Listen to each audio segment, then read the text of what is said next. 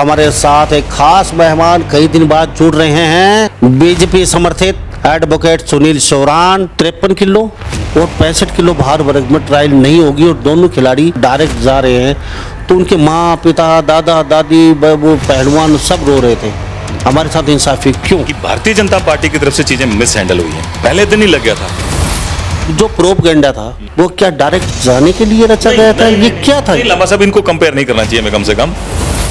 आपके विधानसभा क्षेत्र बारडा विधानसभा में नैना चौटाला फिलहाल विधायक हैं, तो वहाँ बड़ी उथल पुथल मची हुई है। हो सकता है कि दोबारा चौटाला फैमिली से कोई और आदमी आके चुनाव लड़ने लग जाए तो उनको लगने लगा होगा कि भाई यहाँ ज्यादा अब संभावनाएं हैं नहीं, इसलिए वो अपनी कोई नई जगह की संभावनाएं तलाश करने लगे हैं।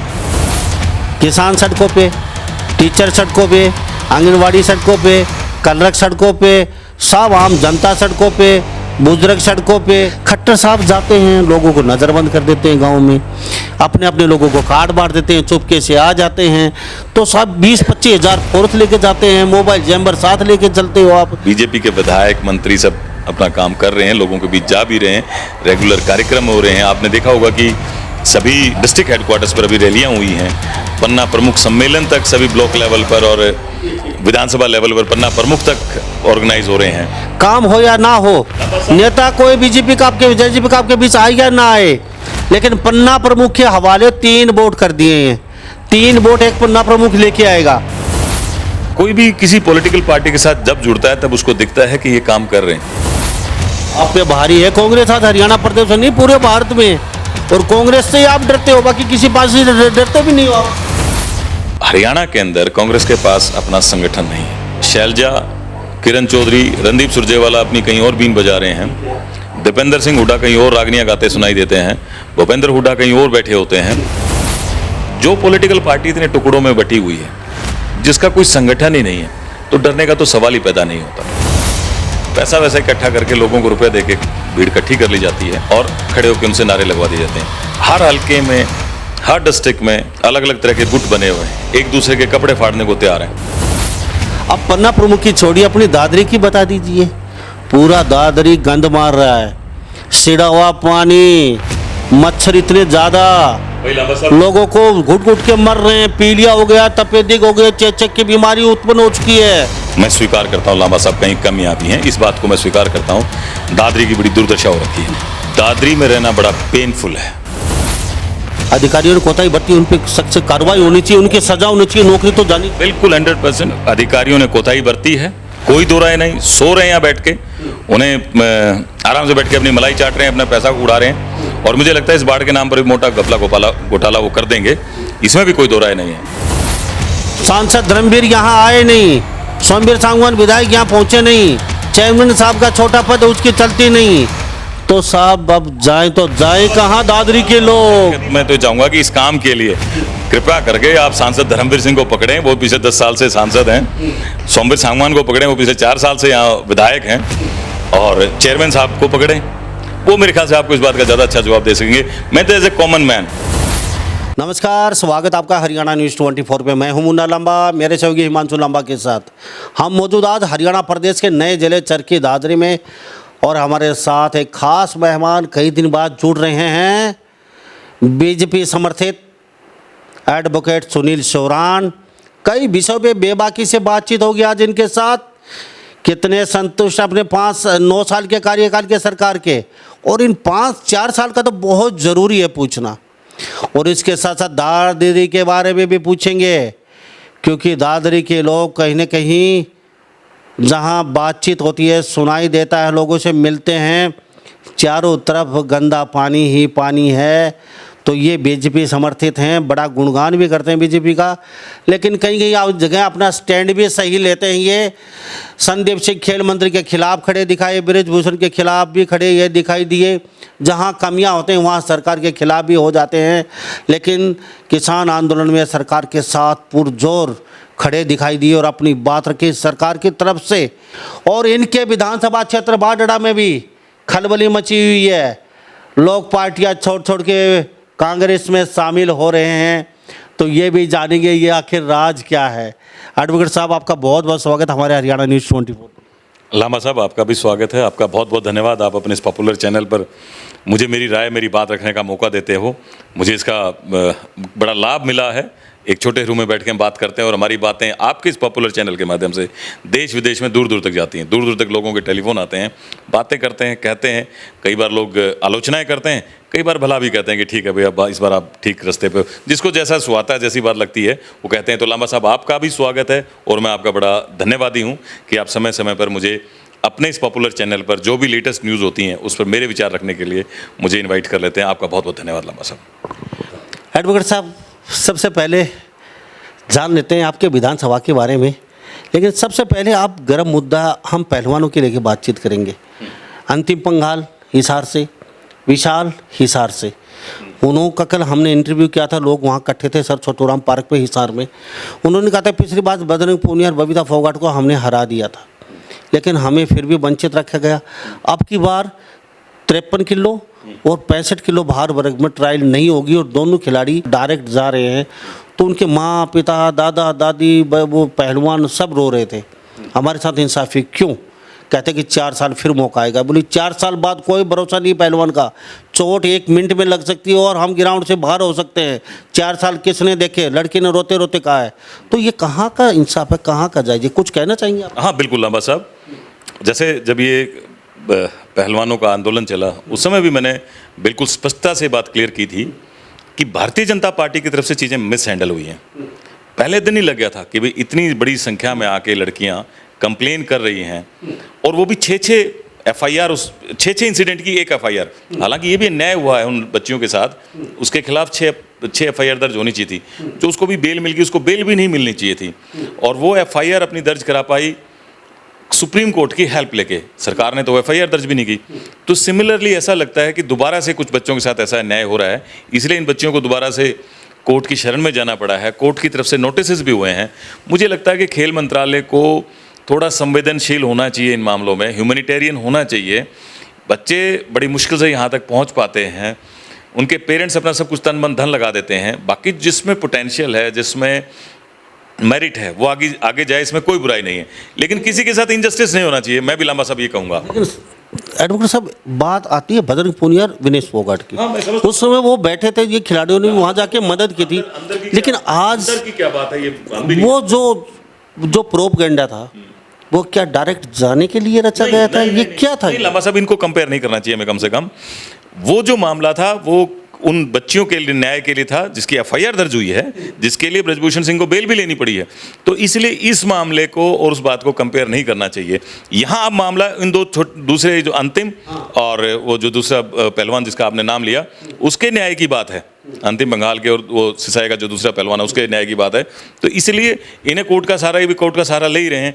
और दोबारा से खेल मंत्रालय की अगर इसमें कोई गलती पाई गई तो जैसे पहले छिछालेदार हुई है, दोबारा फिर छिछालेदार खेल मंत्रालय की होगी। तो खेल मंत्रालय को बाहर निकल के आना चाहिए, अपना स्पष्टीकरण देना चाहिए, कुश्ती संघ को अपना स्पष्टीकरण देना चाहिए कि क्या वास्तव में इस 2 पहलवानों के साथ कोई अन्याय हो रहा है या टेक्निकलिटी और टेक्निकल ग्राउंड्स पर उनको ठीक वहाँ भेजा जा रहा है। आज भ्रम की स्थिति बनी हुई है पूरे प्रदेश और पूरे देश के अंदर। बजरंग पूनिया बबीता फोगाट को आगे नहीं आना चाहिए, कोर्ट से पहले आके उनको ये नहीं कहना चाहिए। मैं आपकी बात से सहमत हूँ, मैं आपकी इस बात से सहमत हूँ। बजरंग पूनिया और विनेश को भी आगे बताना चाहिए, चीज़ें क्लियर करनी चाहिए। जब उन्होंने सपोर्ट मांगा था इस देश का, तो इस देश के बुद्धिजीवी वर्ग, पहलवान, आम नागरिक, सब लोग आगे साथ खड़े हुए थे। सोशल मीडिया के लोग, जो भी कोई अपनी बात रख सकता था, वो सब इन पहलवानों के साथ खुल के आए थे। तो इसलिए आज जरूरी है बजरंग पूनिया को और विनेश फोगाट को भी सामने आके चीज़ें क्लियर करनी चाहिए। उन्हें बताना चाहिए कि किस ग्राउंड पर उनको ये डिस्टिंक्शन मिली है वहाँ जाने की और किस लिए इनके साथ, ये क्यों कंप्लेन कर रहे हैं, इनके साथ अन्याय हो रहा है, उन्हें क्लियर करना चाहिए। उनकी जिम्मेदारी बनती है, मैं कहता हूँ उनकी जिम्मेदारी बनती है कि भाई मोरालिटी उनकी है, उनको ये चीज़ें क्लियर करनी चाहिए। अब आपके विधानसभा क्षेत्र की बातचीत करें, आप बीजेपी के बड़े समर्थक हैं और बड़ी बड़ी बीजेपी के साथ टक्कर ले लेते हैं लोगों से, पूरे किसानों से, पूरा आंदोलन में आपने किसानों के खिलाफ रहे हैं। आपके विधानसभा क्षेत्र बारडा विधानसभा में नैना चौटाल फिलहाल विधायक हैं, तो वहाँ बड़ी उथल पुथल मची हुई है। साहब बहुत पुराने नेता, चौटाला जेजेपी पार्टी को छोड़ के रघुवीर छिल्लर कांग्रेस में जा चुके हैं, नरपिंदर है, एडवोकेट साहब है, वो भी कांग्रेस में शामिल हो चुके हैं 14 साल बीजेपी के साथ रह के। तो ये क्या है, कुछ और लोग भी आने वाले हैं बहुत जल्दी कांग्रेस में, इसी तरीके से कई विधानसभाओं में देखा है। तो कहीं ये क्या पीछे बीजेपी का ये पैटर्न था, अब कांग्रेस का कहीं ना कहीं ये दिखाई दे रहा। तो ये क्या कहीं ना कहीं ये सारे कांग्रेस में चले जाएंगे तो चुनाव लड़ने वाला बचेगा कौन? मुझे तो लगता है लांबा साहब, ये दोनों जो गए हैं आदरणीय नरपिंदर शौरान जी और कल रघुवीर सिंह छिल्लर जी, ये पुराने पॉलिटिशियन रहे हैं और शायद लगता है कि जहाँ जिस जगह अब ये थे उनको वहाँ ज़्यादा संभावनाएं नज़र नहीं आ रही होंगी। भारतीय जनता पार्टी तो बहुत डिसिप्लिन पार्टी है, वहाँ तो आपको बड़े डिसिप्लिन के साथ और बड़ा सिस्टमेटिक चलना पड़ता है। तो शायद नरपिंदर जी को लगने लगा होगा कि भाई यहाँ अब आपकी दाल गलने वाली नहीं है, और इन्हीं ग्राउंड्स पे मुझे लगता है कि कंस साहब के भी यही हालात है कि नैना चौटाला यहाँ से आके चुनाव लड़ रही, हो सकता है कि दोबारा चौटाला फैमिली से कोई और आदमी आके चुनाव लड़ने लग जाए, तो उनको लगने लगा होगा कि भाई यहाँ ज़्यादा अब संभावनाएं हैं नहीं, इसलिए वो अपनी कोई नई जगह की संभावनाएं तलाश करने लगे हैं। और ये बहुत साधारण सी बात है। मैं तो ये समझता हूँ कि जिस प्रकार से पिछले 9 साल में भारतीय जनता पार्टी ने केंद्र में और स्टेट में जो नई राजनीति की एक परिपाटी शुरू की है, आप देखोगे पहले बड़ा ये जो नेताओं के घरों में बड़ी भीड़ जमी रहती थी। चौटाला साहब के राज में और हुड्डा के राज में सेम हाउस भरे रहते थे लोगों से। आज कोई नहीं जाता, किसी को काम है, आपका काम सिस्टमेटिक होता है। पहले तो तबादलों का बहुत बड़ा सिंडिकेट होता था, आज एक स्विच पर लोगों के तबादले होते हैं, कोई किसी को पैसे देने की जरूरत नहीं होती। जॉब के लिए लोग, नौकरियों के लिए एमएलएज एमपीज के और नेताओं के चक्कर काटते रहते थे, आज मेरिट के आधार पर नौकरियां मिलती हैं। तो ये जो एक चेंज किया है, बड़ा बदलाव किया है। नौकरियां तो मिल ही नहीं रही। नहीं लांबा साहब, ये तो ऑन रिकॉर्ड की बात है कि इन 9 सालों में हुड्डा सरकार के 10 सालों से ज़्यादा नौकरियां दी गई हैं। एडवोकेट सुनील सोरान मेरे साथ खास बातचीत में है। अब सरकार की जब बात आती है तो कोई ना कोई बीच का रास्ता निकाल लेगी सरकार, ये अक्सर यही कहते हैं। नहीं लांबा साहब, ऐसा भी हुआ है कि जब आपके सामने था, जब पहलवानों का मामला था, मैं तो खुल के आपके सामने ब्रजभूषण शरण सिंह के खिलाफ ये बात कही थी, और मैंने खुल के कहा था कि भी खेल मंत्रालय की तरफ से चीज़ें ठीक नहीं, चीज़ों को ठीक से हैंडल नहीं किया जा रहा है। और यही बात मैंने संदीप सिंह के बारे में मामले में भी कही थी कि जब जैसे ही उसके खिलाफ ये कंप्लेन आई थी उस लड़की की जो महिला कोच थी, और जहाँ मुझे लग रहा था कि सरकार संदीप सिंह को डिफेंड करने की कोशिश कर रही है, मैं तो उस दिन भी खुल के कहा था कि हाँ, इस महिला कोच का सपोर्ट किया जाना चाहिए और संदीप सिंह को तुरंत बर्खास्त कर देना चाहिए। तो लांबा साहब, मैं प्रयास करता हूं कि जिस चीज़ को मैं जिस एंगल से देखता हूं मैं वैसी बात रखूं। तो मैं देख रहा हूं कि सरकार की नीयत ईमानदारी से और भीड़ के अंतिम व्यक्ति तक सुविधाओं और सेवाओं को पहुंचाने की है। जब भी आपके नेता कोई जनता के बीच से नहीं जा पा रहा, आप कमेंट बॉक्स में राय ज़रूर दे दीजिए। सरकार के अंतिम व्यक्ति तक सरकार की सहायता पहुंच रही है। एडवोकेट साहब बोल रहे हैं साफ शब्दों में, क्या वास्तव में ये ऐसा है? किसान सड़कों पे, टीचर सड़कों पे, आंगनवाड़ी सड़कों पे, कलरक सड़कों पे, सब आम जनता सड़कों पे, बुजुर्ग सड़कों पे, ये टैक्सी ड्राइवर सड़कों पे, बस कनेक्टर ड्राइवर सड़कों पे, तो साहब को बचा कौन है आखिर में पीछे? गृहिणी सड़कों पे कुछ नहीं। और साहब कह रहे हैं कि अंतिम छोर तक सरकार की सहायता पहुंच रही है। आपके विधायक की जनता के बीच जा नहीं पा रहे हैं। जेजेपी बीजेपी के अभी ईश्वर विधायक थे, उनको भी कहीं चाटा मारा है, एक औरत ने दंड बैठक मरवाई है। तो आपके विधायक जनता के बीच जा क्यों नहीं पा रहे? जा रहे हैं तो पुलिस इतनी फोर्स लेकर निकलते हैं जैसे इनको कोई मार देगा, खा जाएगा। तो ये क्या है भाई? लांबा साहब, आप इतनी दूर चले गए ईश्वर सिंह से मिलने के लिए, आप जाओ ना लोहारू में भी तो भारतीय जनता पार्टी का विधायक और मंत्री है। लोहारू की छोड़ दीजिए, सिर्फ आप लोहारू को छोड़ दीजिए, बाकी बता दीजिए। बाकी अब यहाँ नज़दीक तो अपन लोहारू को ही देखते हैं। बारडा में बीजेपी का विधायक नहीं है, दादरी में बीजेपी का विधायक नहीं है, इंडिपेंडेंट विधायक है। तो अपने नज़दीक तो लोहारू है, मैं लोहारू को देखता हूँ। लोहारू के अंदर तो मैं उन मंत्री जी को भी जानता हूँ, और वो जिस प्रकार से लोगों के बीच में जाते हैं, अपनी बात रखते हैं। लोहारू को छोड़ के और बातचीत करेंगे। पूरा हरियाणा में आपने लोहारू चुना क्योंकि लोहारू विधानसभा क्षेत्र में कृषि मंत्री जयप्रकाश दलाल हैं, और वहाँ पे पानी, सड़कें, मतलब सुविधा अच्छी खासी लोगों को दी है उन्होंने। तो आपके जुबान पे, आपके नेताओं की जुबान पे एक ही होता है, जहाँ भी रैली होती है तो जेपी दलाल का नाम लेके वो रैली को संबोधन करते हैं। हमारे बीच एक ऐसे नेता बैठे हैं जो पानी को लुहारू तो ले गए, राजस्थान के टच में कर दिया। इसके अलावा बता दीजिए ना, खट्टर साहब जाते हैं, लोगों को नज़रबंद कर देते हैं गांव में, अपने अपने लोगों को कार्ड बांट देते हैं, चुपके से आ जाते हैं। तो साहब 20-25 हज़ार फोर्स लेके जाते हैं, मोबाइल जैम्बर साथ लेके चलते हो आप। आपके छोटे छोटे विधायक 50-50 पुलिस वाले रखते हैं, कोई चिपट न जाए, कोई काला मुंह ना कर दे, कोई मारे नहीं।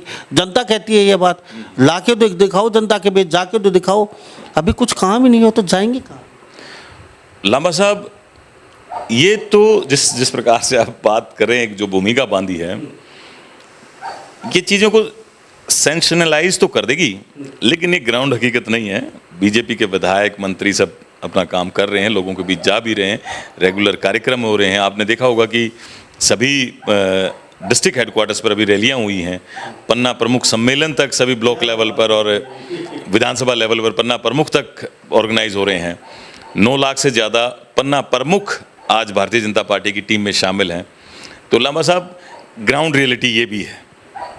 तो वोट पन्ना प्रमुख की जिम्मेवारी लगा दी आपने, काम हो या ना हो, नेता कोई बीजेपी का आपके जेजेपी का आपके बीच आए या ना आए, लेकिन पन्ना प्रमुख के हवाले 3 वोट कर दिए हैं। 3 वोट एक पन्ना प्रमुख लेके आएगा, बीजेपी आराम से जीत जाएगी। ऐसा ही लांबा साहब, कोई भी किसी पॉलिटिकल पार्टी के साथ जब जुड़ता है तब उसको दिखता है कि ये काम कर रहे हैं। ऐसा क्यों नहीं हुआ कि कांग्रेस का संगठन नहीं बना, इनेलो जेजेपी का भी इतना बड़ा संगठन नहीं बना? आप पे भारी है कांग्रेस, आज हरियाणा प्रदेश में नहीं पूरे भारत में, और कांग्रेस से ही आप डरते हो, बाकी किसी पार्टी से डरते भी नहीं हो आप। अब इस बात को भी हम डिस्कस करें लांबा साहब। अगर आप कांग्रेस को देखेंगे, मैं निष्पक्ष होकर मैं बात करते हैं, हरियाणा के अंदर कांग्रेस के पास अपना संगठन नहीं है। आपस में फूट इतनी बड़ी, पर डर क्यों रहे हो? नहीं, ये पता नहीं आपको क्यों लगा कि कोई डर रहा है। डरने की तो कोई बात ही नहीं है। हर रोजाना एक तिकड़ी अलग काम कर रही है। शैलजा, किरण चौधरी, रणदीप सुरजेवाला अपनी कहीं और बीन बजा रहे हैं, दीपेंद्र सिंह हुड्डा कहीं और रागनियां गाते सुनाई देते हैं, भूपेंद्र हुड्डा कहीं और बैठे होते हैं। इतने टुकड़ों में बटे हुए हैं। वहाँ कैप्टन अजय यादव कुछ और रागनियां गा रहे हैं। जो पॉलिटिकल पार्टी इतने टुकड़ों में बटी हुई है, जिसका कोई संगठन ही नहीं है, तो डरने का तो सवाल ही पैदा नहीं होता। ये तो वो लोग इनके साथ जुड़ के आ जाते हैं जो शायद थोड़ा बहुत बीजेपी नाराज हैं, या इनके अपने पुराने 10 साल के राज में जिन्होंने मलाई चाटी, पैसा वैसा इकट्ठा करके लोगों को रुपए देके भीड़ इकट्ठी कर ली जाती है और खड़े होकर उनसे नारे लगवा दिए जाते हैं। अगर एक्चुअल में इनके पास बेस होता, ग्राउंड होता, तो पिछले 10 साल हो गए इनके पास संगठन तक नहीं बना। इनका अपना संगठन बनता, संगठन बन के संगठन आगे कुछ काम कर रहा होता। ऐसी तो कोई बात नहीं है। हर हलके में, हर डिस्ट्रिक्ट में अलग अलग तरह के गुट बने हुए हैं, एक दूसरे के कपड़े फाड़ने को तैयार हैं। तो एडवोकेट साहब, मेरे साथ एडवोकेट सुनील सोरान जी अपने खास बातों में चरखे दाते बीजेपी समर्थित हैं। अमित शाह आए साहब, 2000 आदमी इकट्ठे कर पाई भारतीय जनता पार्टी, और वो भी 700 लोग सिविल ड्रेस में पुलिस के बैठे थे आगे। इसी तरह खट्टर साहब के प्रोग्राम होते हैं साहब, मुश्किल से 1000-1500 आदमी जोड़ पाते हैं ये लोग। इसी तरह इनके अन्य नेताओं के कई बड़े बड़े प्रोग्राम हुए हैं साहब। 2-2.5 हज़ार से ज़्यादा जनता हमने वहाँ पे नहीं देखी। और साहब, ज्यों ही रैली होती है कांग्रेस की, पता नहीं क्या जादू की जप्पी दे रखी है, जनता वहाँ लाखों की संख्या में पहुँच जाती है। लांबा साहब, आज वो पॉलिटिकल जमाना रहा ही नहीं। अब बिल्कुल पॉलिटिकल जो पैटर्न है देश का बदल गया। लोग क्यों भीड़ करेंगे जाके रैलियों में? क्यों? कांग्रेस में क्यों कर रहे हैं? स्वार्थवश। क्या सवाल? वो नहीं लगता है कि कल को सत्ता में आएंगे तो तुम मलाई चाटोगे। बीजेपी में तो ऐसा होता नहीं है। बीजेपी का तो एक मोटो है, भाई अपना काम करो, अपना कमा के खाओ। सब कानून इतने थोप दिया अपने जनता जनार्दन पर, अब भी आप लाइन में कागजों में रखते हो। बिजली के मीटर लगा दिए चाइनीज साहब, 1000 रुपये से कम गरीब से एक बल्ब भी नहीं सस्ता, तो भी 500 रुपये घर वाले को देने पड़ते हैं। जिसके घर में 1-2 कूलर हैं और टीवी चलता है साहब, 10,000 रुपये कौन सी फैक्ट्री चला ली उन लोगों ने साहब, बाहर मीटर घूम रहे दनादन। साहब ऐसा नहीं है। शुरुआती दौर में थोड़ी परेशानियां तो आती हैं, जब चीज़ें करेक्ट की जाती हैं, चीज़ों को जब सिस्टमेटिक किया जाता है। 10 साल से शुरुआती जो और नहीं तो चीज़ें करेक्ट बहुत होती चली गई हैं। क्या करेक्ट? आपको जैसे आपका राशन कार्ड है, पीला कार्ड है, लोग मंत्रियों के, एमएलए एमपी के चक्कर काटते रहते थे। आज आपके घर आपका कार्ड बन के आ जाता है। मैं कैसे सैकड़ों लोगों को जानता हूँ जिनका कार्ड अपने आप उनके घर बन के आ गया, उनको बता दिया गया भाई आप पीला कार्ड के लाभार्थी हैं, और जितनी जो लाभार्थी योजनाएं हैं उनके घर पहुंचती हैं। 5-5 लाख रुपए तक का उनका बीमा है, हेल्थ बीमा है। एडवोकेट साहब, आपके साथ मैं कई बार गया हूँ, आपने भी छापेमारी की है कई अधिकारियों बिजली वालों पे, लोगों के 5-5 लाख रुपए रिश्वत के मांग रहे थे, आपने वो काम फ्री में किया है बिजली वालों ने। क्यों कर पाए साहब आप आपके अधिकारियों पे पकड़ ही नहीं है खट्टर साहब की, आप लोगों की कोई अधिकारी आपकी मानता नहीं है, छोटा सा कर्मचारी आपकी नहीं मानता है, लोग परेशान घूम रहे हैं। लांबा साहब हम वो सब काम इसलिए कर पाए, हाँ वो सही बात है, वो बिजली कर्मचारी उस बेचारे गरीब किसान को तंग कर रहे थे, रिश्वत मांग रहे थे, उसका काम नहीं कर रहे थे, 3 लाख रुपए ज़्यादा उनसे ले लिए थे। लेकिन जैसे ही मेरे संज्ञान में वो बात आई, जैसे ही हमने उसको उसका पॉपुलर चेहरा था सर, अगर आम आदमी जाके कुछ कहता तो क्या बिगाड़ देता उनका, पूरी पंचायत जा चुकी थी, लोग इकट्ठे हो चुके थे, आपका चेहरा था, बीजेपी के बहुत नजदीक हो खट्टर साहब के, तो उनको पता था तुम्हारी नौकरी भी जाएगी, सजा भी बनेगी। नहीं लांबा साहब ये कारण नहीं है, कारण ये है कि हमारे जो आम आदमी आम पब्लिक है, एक तो उसको शायद मैं एडवोकेट हूँ, मुझे चीज़ों की जानकारी है, मैं कर पाता हूँ उन बातों को, आम आदमी को अपने लीगल राइट्स का पता नहीं होता, और सेकेंडली उसको ये नहीं पता होता कि चीज़ों को कैसे लीड करना है, वो भयभीत हो जाता है, डर जाता है, इस सिस्टम से भय मानता है, कर्मचारियों से भय मानता है, उसे पता है कि भाई इसमें तो कोई दो राय है नहीं, मैं ये नहीं कहता कि सभी कर्मचारी निकम्मे हैं, लेकिन ये भी सच है कि निकम्मापन भी है, और कई बार अधिकारी लोगों को बेवजह परेशान करते हैं, इसलिए तो उनके खिलाफ बहुत सारी कंप्लेंट्स आती हैं। कितने भी अमली जमा पहनाए कंप्लेंट में आपने? मेरे को तो कोई अधिकारी को कर्मचारी अंदर नहीं देखा। हाँ लांबा साहब आप ये कह रहे हो अंदर नहीं देखा, यहाँ तो वो जो लोग IAS रैंक के लोग अंदर जेल गए हुए हैं, डी सुरेश और ये जो यहाँ अपने मंत्री हैं सतपाल सांगवान का दामाद, वो तो जेल में है, और एक और दैया करके जो IAS था, DC था बल्कि, उसके खिलाफ कार्रवाई चल रही है। डी सुरेश का तो आज एक न्यूज़पेपर में बहुत बड़ी स्टेटमेंट आई हुई है, वो रिक्वेस्ट कर रहा है कि भाई सरकार शायद मेरे को जानबूझ के तंग करने की कोशिश कर रही है। तो मैं आपको कह रहा हूं कि जो IAS लेवल के लोग हैं, ये सरकार तो उनको नहीं बख्शती। चलो समय लगेगा, चलो मान लिया था आपकी बात, मुझे सिर्फ इतना बताइए, अब चुनाव लोकसभा के हैं, शायद विधानसभा 7 हो या कुछ रुक के हो जाएंगे, क्या लगता है दोबारा सरकार आ रही है आपकी? अगर सरकार आ गई छुप छुप के वो कहते हैं ना, जनता के बीच नहीं जाएंगे, छुप के निकलेंगे, तो आपको वोट देगा कौन? किसी नेता में इतना दम नहीं है कि जनता के बीच जाके छाती ठोक के ये कह के हमने तुम्हारे लिए ये कर दिया। लांबा साहब मैंने अभी जैसे आपको कहा कि आप उस पैटर्न को, ये जो पॉलिटिक्स का जो पैटर्न चेंज किया भारतीय जनता पार्टी ने, उसको आप पकड़ नहीं पा रहे हो। हर विधानसभा स्तर पर पन्ना प्रमुख सम्मेलन हुए हैं जिसमें भारी संख्या में लोग आए हैं, हर डिस्ट्रिक्ट लेवल पर, हर लोकसभा क्षेत्र लेवल पर रैली हुई है, अभी तो हुई है पिछले महीने में 9 रैलियां 10 रैलियां हुई हैं। लांबा साहब थोड़ा सा प्रकाश डालने पन्ना प्रमुख रैली के ऊपर। लांबा साहब सुनो मेरी बात, एक सर आप अब चेंज सर अपना माइंडसेट चेंज, एक मिनट बोलना चाहूँगा, सभी लोग देख रहे हैं, सुन रहे हैं, अपनी कमेंट में राय जरूर दे दीजिए। एडवोकेट सुनील चौहान जी क्या सही कह रहे हैं? पन्ना प्रमुख की 9 साल से मीटिंगें हो रही हैं, कभी तो मोरनी हिल, कभी पंचकुला, कभी फरीदाबाद, कभी दिल्ली, कभी गुड़गांवा, कभी रेवाड़ी, कभी महेंद्रगढ़, कभी दादरी, और कभी कुरुक्षेत्र, तो कभी रोहतक। तो सब पन्ना प्रमुख में इतना जोर दिया बीजेपी सरकार ने, इससे अच्छा तो यहाँ के विधायक और नेतागण जनता के बीच जाके लोगों को काम करते, उनकी समस्या सुनते तो कितना सही रहता। पन्ना प्रमुख वोट देंगे या जनता जनार्दन वोट देंगे? लंबा साहब मुझे नहीं समझ में आई कि आप पता नहीं इन चीज़ों को दो जगह कैसे ढूंढ रहे हो। पन्ना प्रमुख जनता के लोग ही तो हैं, वो आम आदमी तो हैं, लेकिन आप देखो कि उनका जोश और उनकी भारतीय जनता पार्टी में आस्था कि एज ए पार्टी वर्कर वो जुड़ने को तैयार हो गए। वो पार्टी वर्कर हैं, और भारतीय जनता पार्टी हर काम को सिस्टमेटिक करती है, हुड़दंग नहीं मचाती, हो हल्ला नहीं करती। लोग जो जुड़ के आए वो राइट लोग जुड़ के आए, ये नहीं कि किसी को शराब पिला के, किसी को पैसे दे के, किसी को अन्य लोभ लालच दे के भीड़ इकट्ठी कर ली और भीड़ दिखा दी। नहीं, बीजेपी के साथ वो लोग जुड़ के आते हैं, बीजेपी के साथ वो लोग खड़े होते हैं जो एज ए कार्यकर्ता ये समझते हैं कि एक अच्छी पॉलिटिकल पार्टी है और ये देश को राइट डायरेक्शन में लेके जा रही है, निस्वार्थ भाव से, ये जानते हुए कि तुम्हें कभी कोई फेवर नहीं मिलेगा, जिसका जो हक है वो उसको मिलेगा। आप पार्टी के साथ जुड़ो, आपकी मर्जी, ना जुड़ो आपकी मर्जी। तो आप ये जो चेंज आया है ना, ये बहुत बड़ा बदलाव भारतीय जनता पार्टी लेके आई है। पन्ना प्रमुख का काम काफ़ी जिम्मेवारी सौंपी। वैसे तो एक पन्ना प्रमुख 15 लोगों को अपना कवर करेगा और उनके जो भी बिगड़े काम हैं या अधिकारी नहीं कर रहे हैं, ऑफिसों के काम है, उनकी जिम्मेवारी है वो खुद करवाएगा, घर बैठे उनके काम, हर घर घर जाके वो पूछेंगे।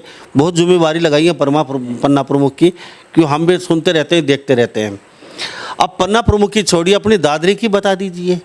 पूरा दादरी गंद मार रहा है, सिड़ा हुआ पानी, मच्छर इतने ज़्यादा, लोगों को घुट घुट के मर रहे हैं, पीलिया हो गया, तपेदिक हो गया, चेचक की बीमारी उत्पन्न हो चुकी है, डेंगू मलेरिया पाँव पसार चुका है। और साहब ये भी तो आपकी दादरी है। आप कहते हैं बीजेपी ये कर रही है, वो कर रही है, ऐसा तो नहीं आपका यहाँ विधायक नहीं है बीजेपी का? कहीं कमियां भी हैं, मैं स्वीकार करता हूँ लांबा साहब, कहीं कमियां भी हैं, इस बात को मैं स्वीकार करता हूँ। दादरी की बड़ी दुर्दशा हो रखी है, दादरी में रहना बड़ा पेनफुल है। मानते हो? बिल्कुल मैं मानता हूँ, दादरी में रहना बड़ा पेनफुल है।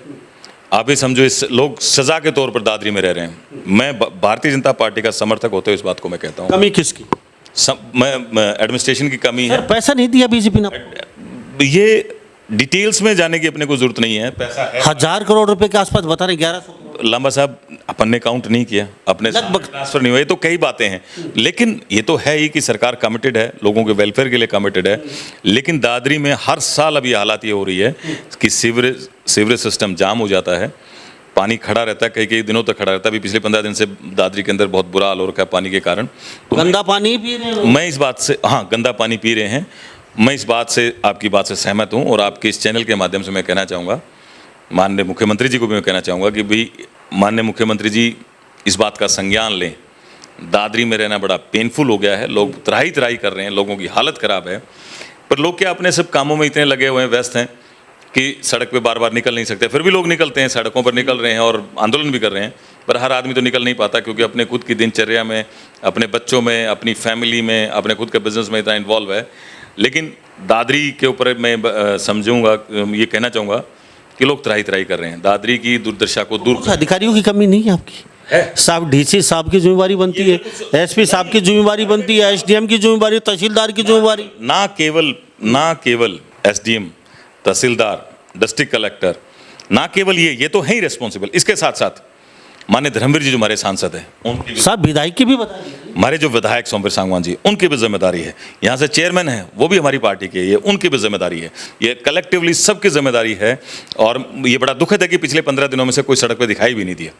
अदरवाइज अगर ये आगे सड़क पर खड़े होते तो पानी भी निकल जाता और चीज़ें ठीक करी जाती। तो आप कहते हैं अधिकारियों पे कार्रवाई हो रही है, तो कौन से अधिकारी पे कार्रवाई की, कौन सी? मैं नहीं इस बात का जवाब दे सकता लांबा साहब, इस पर तो मैं खुद बैकफुट पर हूँ कि पता नहीं क्यों पार्टी या सरकार इस ओर ध्यान नहीं दे रही है। क्या कारण है, भगवान जानता है इस बात को। अपनी तरफ से मैं भी जैसे जानता हूँ उसे कहता तो हूँ कि भाई यार इसे चीज़ों को संभालें, लेकिन जो ठोस काम हो इस पर होना चाहिए था वो नहीं हो रहा है। क्या लगता है अधिकारियों ने कोताही बरती, उन पर सख्त से कार्रवाई होनी चाहिए, उनकी सजा होनी चाहिए, नौकरी तो जानी? बिल्कुल 100% कि अधिकारियों ने कोताही बरती है, कोई दो राय नहीं। सो रहे हैं यहाँ बैठ के, उन्हें आराम से बैठ के अपनी मलाई चाट रहे हैं, अपना पैसा उड़ा रहे हैं। और मुझे लगता है इस बाढ़ के नाम पर भी मोटा घोटाला वो कर देंगे, इसमें भी कोई दो राय नहीं है। इस बात को भी मैं डिनाई नहीं करता। 100% वो ये काम भी कर देंगे कि बाढ़ के नाम पर भी बहुत मोटा पैसा वो खा जाएंगे। उनके खिलाफ कार्रवाई होनी चाहिए, मुकदमे दर्ज होने चाहिए। सांसद धर्मवीर यहाँ आए नहीं, सोमवीर सांगवान विधायक यहाँ पहुँचे नहीं, चेयरमैन साहब का छोटा पद उसकी चलती नहीं, तो साहब अब जाए तो जाए कहाँ दादरी के लोग? खट्टे साहब के साथ एडवोकेट सुनील सोरान जी अक्सर मिलते हैं, महीने में एक बार पक्का मिल ही लेते हैं उनसे, ये चंडीगढ़। तो साहब फिर किसके पास जाएगी जनता? कहाँ आपको वोट देगी क्यों ये लोग, जनता दादरी? लांबा साहब, मैं तो ये कहूँगा कि चीज़ें अच्छी भी की हैं और कई चीज़ें हैं जहाँ सुधार की गुंजाइश है। तो ये जो पानी वाला मामला है, इसमें सुधार की गुंजाइश है, सरकार को इसकी तरफ ध्यान देना चाहिए। आपने अपनी बात रखी कभी दादरी को लेकर? अब हर महीने चंडीगढ़, मैं हर महीने तो नहीं कह सकता, लेकिन 2-3 महीने में मेरी जरूर मुलाकात होती है और मैंने इस बात की हमेशा चर्चा की है, अपनी तरफ से प्रयास किया है।